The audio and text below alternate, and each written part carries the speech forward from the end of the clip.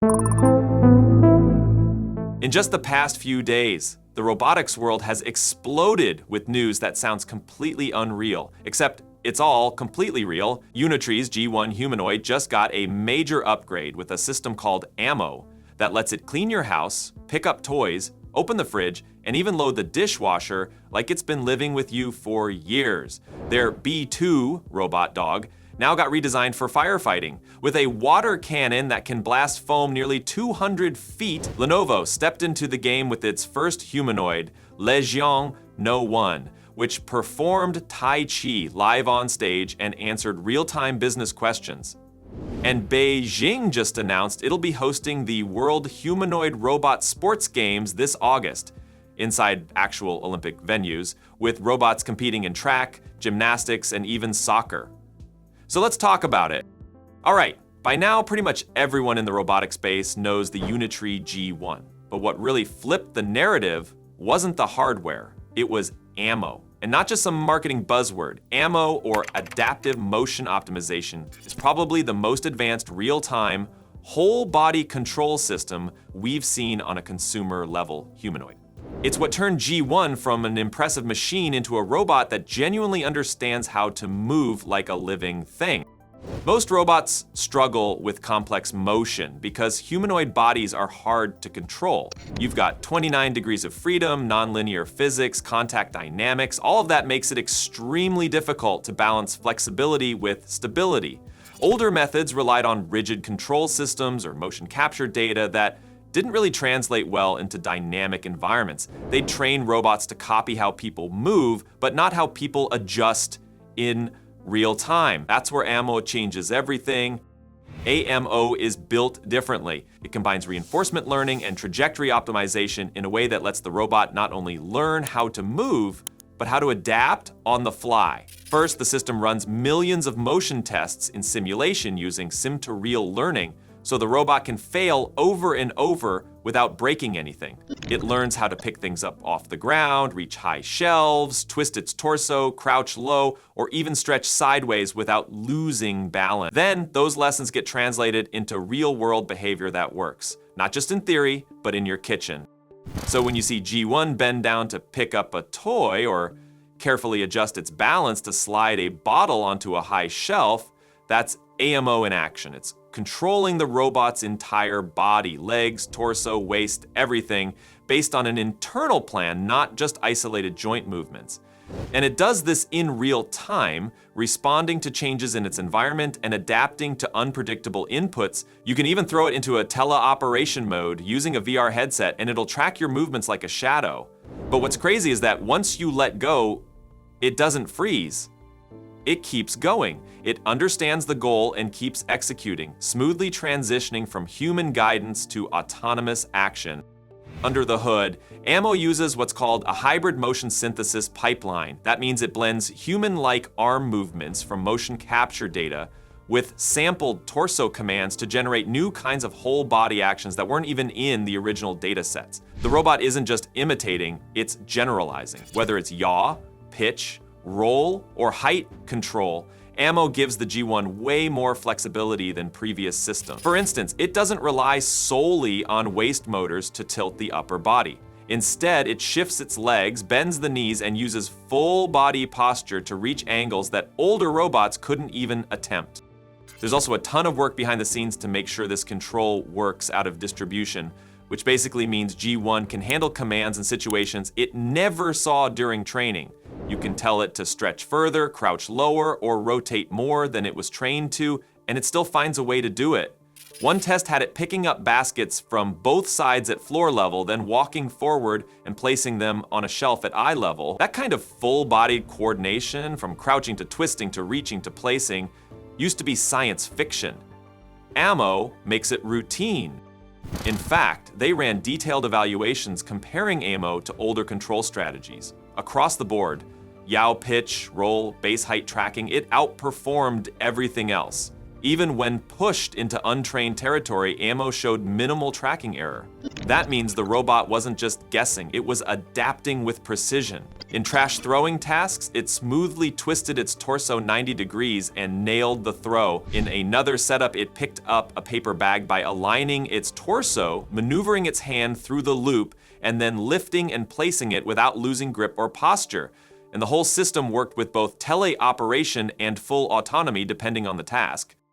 What's even more impressive is how AMO builds that behavior. During training, they use a two-stage learning framework. A teacher policy gets access to all the ideal data, then a student policy learns from that in a more restricted setup, basically mimicking what the robot would experience in the real world. This approach lets the final system perform reliably without needing perfect conditions. So yeah, this isn't your average walking bot. The G1 with AMO isn't just reacting, it's planning, adjusting, and executing complex tasks that most robots still fumble. It stretches, crouches, twists, walks, balances, all while coordinating 29 joints across its entire body. And with AMO driving it, you don't get that weird mechanical stiffness you usually see. You get motion that feels smooth, deliberate, and honestly kind of human. This is where humanoid robotics is heading. Not just mobility, but full body dexterity with the kind of responsiveness that makes real-world deployment finally possible. But Unitree didn't stop there. They've now got a four-legged firefighting robot dog, a modified version of their B2 robot, and it's actually made for emergency scenarios. This firefighting version comes with a water or foam cannon that can shoot up to 60 meters away at 40 liters per second. That's intense. Its joints are upgraded by 170% over the regular model, so it can climb obstacles up to 15 inches and handle steep stairs at a 45-degree angle.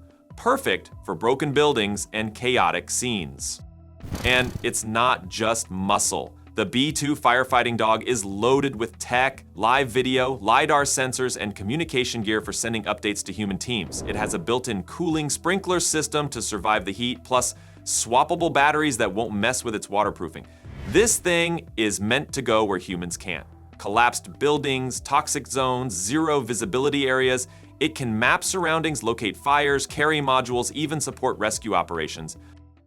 Now let's jump from the real world into the corporate world. Lenovo just entered the humanoid robot race, and they're not playing around. At their Tech World 2025 event in Shanghai, they unveiled Lexiang No 1, calling it a Silicon employee.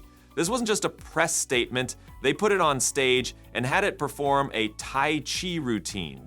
Yeah, not just walking or standing, actual slow, balanced martial arts live. During the Q&A, the robot was pulling data from Lenovo's systems in real time and answering questions like a trained rep. Under the hood, this robot runs on 3 core intelligent frameworks. It can understand and communicate across devices naturally, access both public and private knowledge across ecosystems, and perform advanced tasks with autonomy.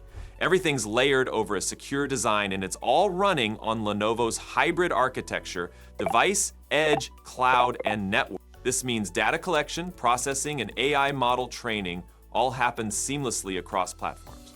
But Lenovo's not just showing off, they're planning real-world use cases. You'll be seeing this robot in elder care and healthcare environments soon. And in August, they're bringing it to compete in the Beijing Humanoid Robot Sports Games, which, yes, is an actual thing now. The event is going down at Beijing's 2 biggest Olympic venues, the Bird's Nest and the Ice Ribbon, from August 15th to 17th. This isn't a gimmick either. There will be 11 actual human sports recreated by humanoid robots: track and field, football, gymnastics, and more. Robotics experts and sports professionals teamed up to create events that mimic human movement as closely as possible. And the goal is clear: refine mechanical structure and push motion algorithms further through real performance under pressure. This is the second major robot sports event in China this year. The first was a humanoid half marathon in April. 20 robots lined up to run over 2 hours straight, and one of them, Qiankong Ultra, finished first after nearly 2 hours and 40 minutes. That wasn't just about endurance, that was a massive benchmark for stability, safety, and real-world readiness in complex environments. The whole event became a testing ground for robots from different companies, validating their ability to operate outside the lab. Now, while all this is happening in public arenas, let's zoom back into the research lab. There's another robot making waves. This one's called Atom, developed by a team at PND Robotics in China. What sets Atom apart is the way it walks. It doesn't just move, it walks like a human, adapting its stride, balance, and pace on the fly across uneven terrain. This is thanks to its proprietary reinforcement learning system combined with imitation learning. Atom has been in development since mid-2023, and they've upgraded nearly every part of it since. The legs and feet are reinforced for durability, and the actuators are modular, so it can handle all sorts of unpredictable environments. It runs on a full-stack system powered by an Intel i7 chip with real-time controls and full-body motion architecture. It's got 25 force-controlled QDD actuators with legs delivering up to 360 Newton meters of torque.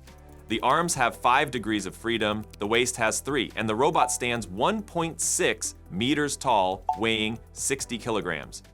What's really clever is how it learns. It's been trained with NVIDIA's Isaac Gym, using deep reinforcement learning at scale. Then, they used motion capture to feed in extremely precise human movements, adapted the data to Atom's body, and fine-tuned everything. It doesn't rely on vision for now, it's mostly focused on blind locomotion. But even without vision modules, it's already adapting dynamically to whatever you throw at it. We're talking full-on simulation to reality transition, something many robots still struggle with. Meanwhile, we're seeing the broader robotics industry coming together for massive exhibitions. The World Robot Conference is also happening in Beijing this August, just before the Robot Sports Games. This year's event will have more than 200 companies participating and around 100 new product launches. It's going to be co-hosted by major international groups like the World Federation of Engineering Organizations and EU Robotics. And yes, humanoid robots are the main focus this time, not just as novelty, but as scalable solutions for everything from rescue missions to healthcare. So if you're looking at all this and wondering where it's headed, the answer is pretty clear. We're moving beyond the demo phase. Not just futuristic, not just experimental, useful. Let me know in the comments, if you had a robot like G1 or Atom, what's the first thing you'd have it do in your house? And yeah, maybe we'll cover Phantom's next upgrade once that $100 million lands. Thanks for watching, and I'll catch you in the next one.